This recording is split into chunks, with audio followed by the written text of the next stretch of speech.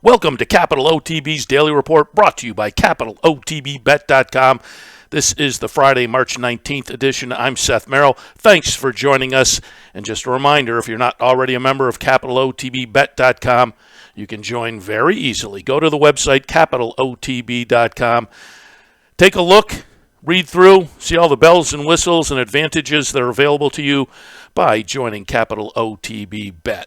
All right, let's get to it. Always like to start the show with a trivia question. And this week we've been kind of concentrating on Fairgrounds and Louisiana Derby-oriented trivia in honor of Saturday's Louisiana Derby. Yesterday we asked who was the last horse to win both the Louisiana Derby and the Kentucky Derby. It was Grindstone in 1996.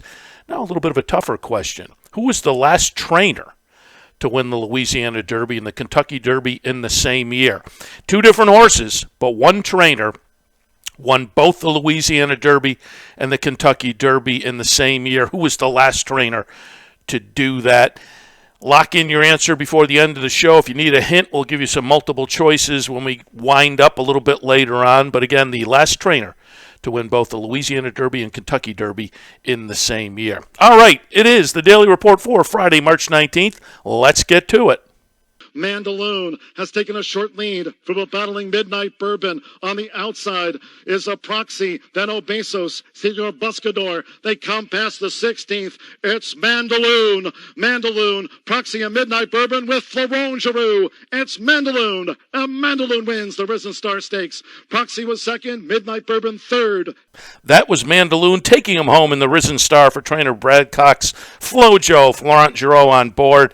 That team will come back on Saturday, as will the second and third place finishers you heard there, Proxy and Midnight Bourbon, in a very fun edition of the Louisiana Derby coming up Saturday at the fairgrounds.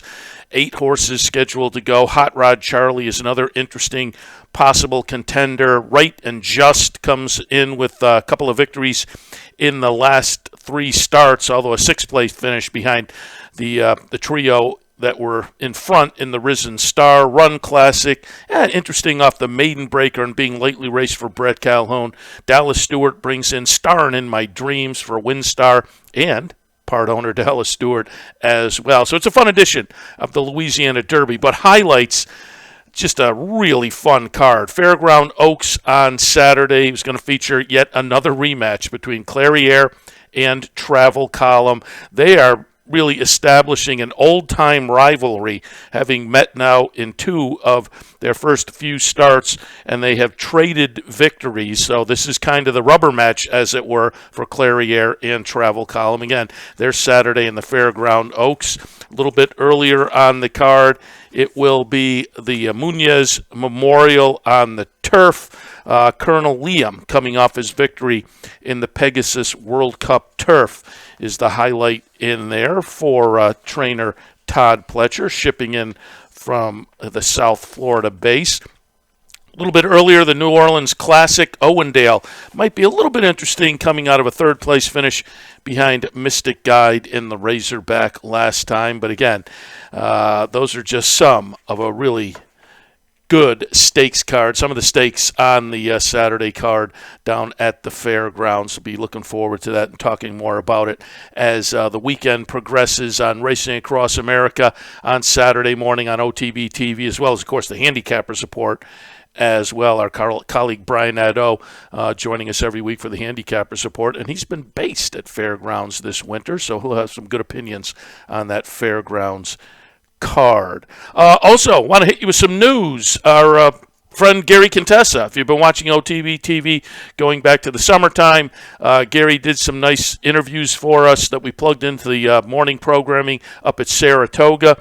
Obviously, with things being a little bit different as far as getting people back to the set and whatnot, it was great to have Gary as part of the team as he kind of bounced around to various locations and taped some nice interviews for us. Subsequently, he's done some taped interviews as well for Racing Across America on Saturday mornings.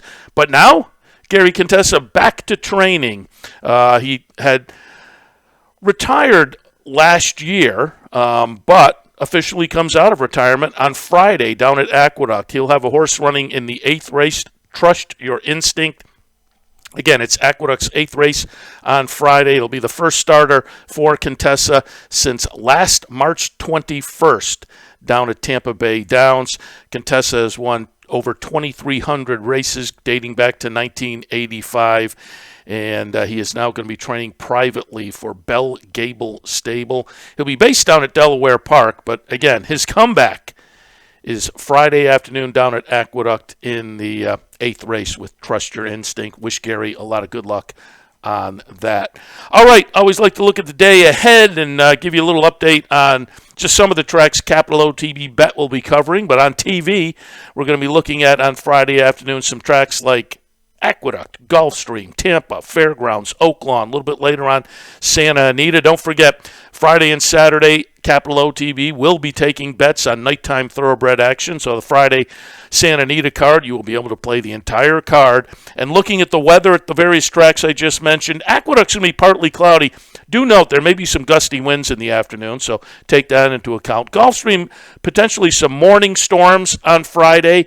But by the afternoon, it'll be partly cloudy. But again, with the morning storms, check out Gulfstream as you're making your selections. Tampa sunny, Fairgrounds partly cloudy, Oaklawn partly cloudy, and sunny out at Santa Anita. So it looks like maybe some morning weather at Gulfstream, maybe a little wind at Aqueduct. But other than that, looks like all systems go.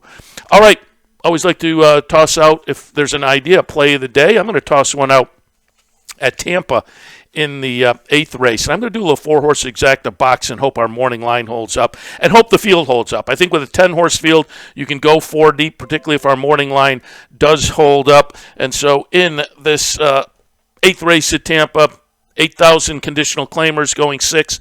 I have it 7, 6, 9, and 2. I'd box those 4 up. The number 7 is Cajun Delight. It's my man Mike Deeney. I've liked his horses throughout the meet. They've been doing very well. This one comes in good form, having a couple seconds at this level. Similar events in the last 2 starts. Gallardo back on board today. So she's logical. Cajun Delight over the number 6, West Burke, who comes in on a nice third-place finish last time. Last time being the middle of October up at Presque Isle. But this horse has some Tampa form, and Tampa form that is okay. The layoff will be a concern, particularly at this level. Maybe needs one to get started, but I'll put that one in the second spot. We'll look for some odds with the number 9, Passion for Treasure. This horse is making a little turf to dirt move, is getting a little cutback in distance. I think the horse may be interesting on the class relief today. And at 10-1 on the morning line, that's the reason I think this play could be a little bit intriguing. Race day speed is second choice on the morning line. I believe, 3-1, second choice on the morning line. Another one making a turf to dirt move off turf. I would say experiment. It was the second start on the turf, but it had been a long time since this horse had been on the grass. So kind of an experiment last time. That was a failed experiment. Getting back to the dirt, I think maybe we get back closer to what we saw in the Maiden Breaker a couple starts back. They had the blinkers today.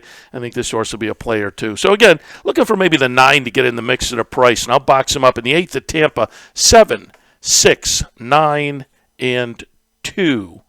All right. Let me hit you with some of our promotions here at Capital OTB over the weekend. Don't forget that Friday the bounty bet returns. There's over $1,200 in the bounty. All you have to do to take a shot at all or part of that bounty is play the late pick 5 at Aqueduct with your Capital OTB bet account. So you're just playing against that universe of people playing the late pick 5 at Aqueduct with their Capital OTB bet account. If you're the only person to hit it amongst that group, you pull down the entire bounty. If a few people hit, you split up a consolation prize. But again, $1,200 plus up for grabs on Friday with the Capital OTB bounty bet, playing the late pick 5 at Aqueduct with your Capital OTB bet account. Friday and Saturday, in honor of the NCAA tournament, if you come to the Clubhouse Racebook in Albany, the Hoop Shoot promotion. Put your name on the squares. If you match up halftime or final scores, you get a chance to shoot for the money. That's Friday and Saturday. Should be fun. Not only that, obviously we have all the games on the TVs, so you can come down and not worry about missing your favorite teams in the NCAA tournament. Clubhouse Racebook Friday and Saturday. The Hoop Shoot promotion, 711 Central Avenue in Albany. Saturday, there is a $100 online knockout challenge as well. Check out the website for more information there. And Sunday at the Clubhouse Racebook, it's a double promotion day with a handicapping contest and a match bet promotion. Again, Clubhouse Racebook is at 711 Central Avenue in Albany. All right, let's answer the trivia question for this Friday. Again, in honor of this weekend's Louisiana Derby, we've been kind of orienting our questions to that race. And today's question, the last trainer to win the Louisiana Derby and the Kentucky Derby in the same year. I'm not sure whether this is a hint or not, but it's just a fact. It was two different horses. But if you've got your answer in mind, lock that in. If you still need some hints, I'll give you a multiple choice.